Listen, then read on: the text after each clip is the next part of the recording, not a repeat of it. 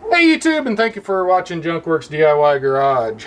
So today we are doing kind of a first look at a product because I haven't tried it out yet long enough to know if it's going to be any good. But on Amazon, I will put the price below. It's this wireless remote control socket for home automation. Simplify your life is what it says.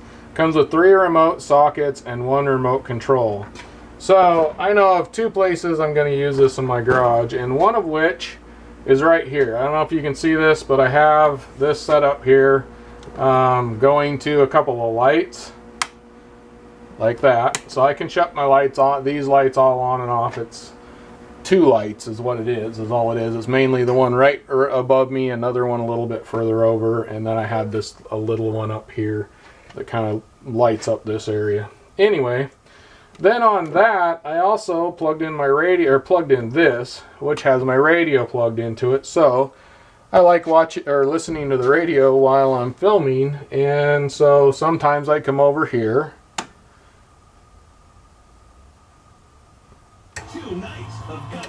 and listen to the radio. I shut it off real quick. I don't know if you heard that. My radio comes on when I switch this on, and it takes quite a while actually.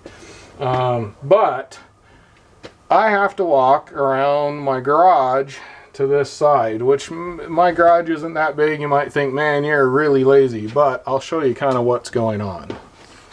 So I'm standing right up against this metal shelving unit that I kind of had you sitting by. And here's my truck right here. I can reach out and touch it. To get around my truck to this switch, right now I have to go around the front. Usually it's the back, but I can only go around the front. Because I backed it in for something I'm doing right now. As you can see, if I go this way, I can go around here, but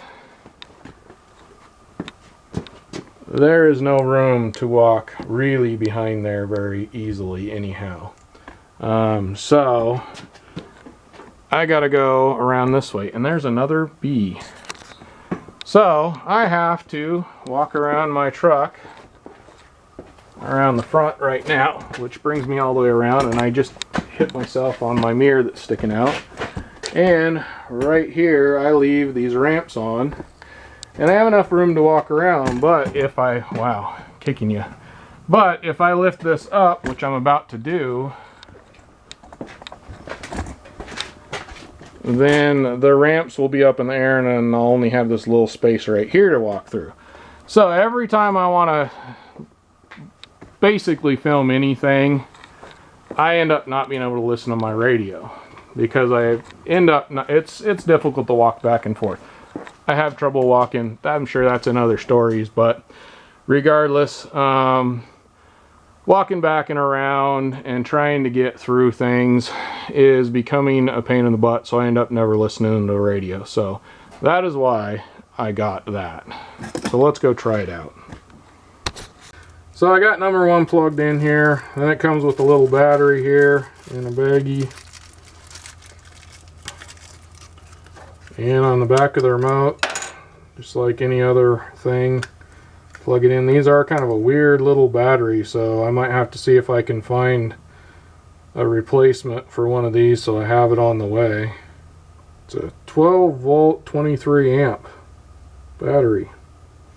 That's what it says there anyway. So that's pretty impressive for a little thing like that. Alright. Yep. It says 12 volt 23 amp. Alright, so number 1, we're going to plug this back into it, if it'll allow me to. There we go. Then there's an on-off, but I can't tell if on is on or on is off. Oh, there we go. We got to reset that. Okay, that just made it come on. A little relay. Okay. Little relay came on inside here. I could hear it click and allowed it to turn it on. So we got the on here and off here. It's clearly marked pretty well. Can I see it without? No. I'll have to mark it more because without my glasses I cannot see it without. Alright, so I have this one, number 2, now plugged in here, which will work this right here. Turn it on and off, the whole thing. Then I have in here, now that I don't need to really have this switch because I can use that for turning any of this stuff off. And I don't need any of these to be on for any reason overnight, so I can just shut everything off. So here, I can just shut everything off with number 2. Turns out the lights. I can switch off my lights over there and go walk out the door. Number 2. So I'm going to have to mark these two. Now number 1, I can turn that on separately now and have the radio or off, on or off. So now that I have that all set up, I have a spare one. Now the spare one, when I get to it, these lights here, I have a video on them. I know it's blocking you out now, but I have a video on these. They're the Amazon lights that I kind of put everywhere. But also, as you can see, I have an unfinished ceiling that has no lights on it at all. I did have a door opener that didn't work up here though. Whoop, I just hit the I hit the button with my hand. So I had the door opener here, which there is a plug-in hanging out up there that really needs fixed and finished. That's how it was when I bought it 18 years ago, and I haven't touched it since. Except for I removed the door opener, which no longer worked anyway, for my lift, so I can lift things higher now. Regardless, I can take these lights,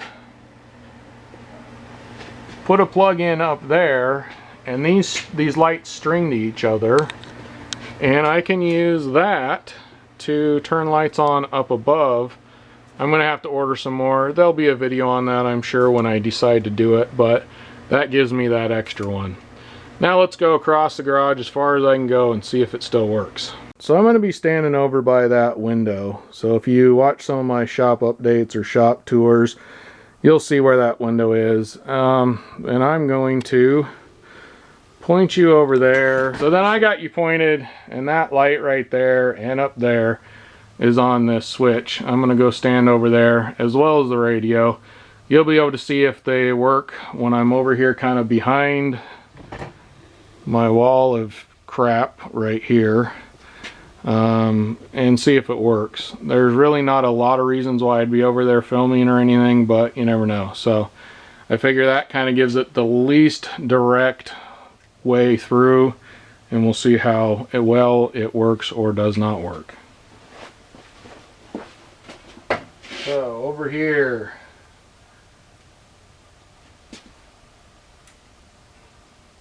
I heard it click. The radio should come on. I'm going to turn it off so I don't get in trouble, and we're going to turn the lights off and on. So there you go. I'm a good, I don't know, maybe 15 feet away, maybe 20 at the most, so I can switch them on and off. So that's pretty awesome. I'm very happy with that. I can throw this in my toolbox. My toolbox right now is right in front of you, this green thing right here. I have it turned sideways because I got my truck in here, and right now I cannot get around my truck at all with this garage the way it is, and that is something that's going to change down the road, but for right now it is what I have to work with. But I can always usually get to my toolbox quicker and easier, and if I'm not going to be around my toolbox, I might throw it in a pocket or whatever.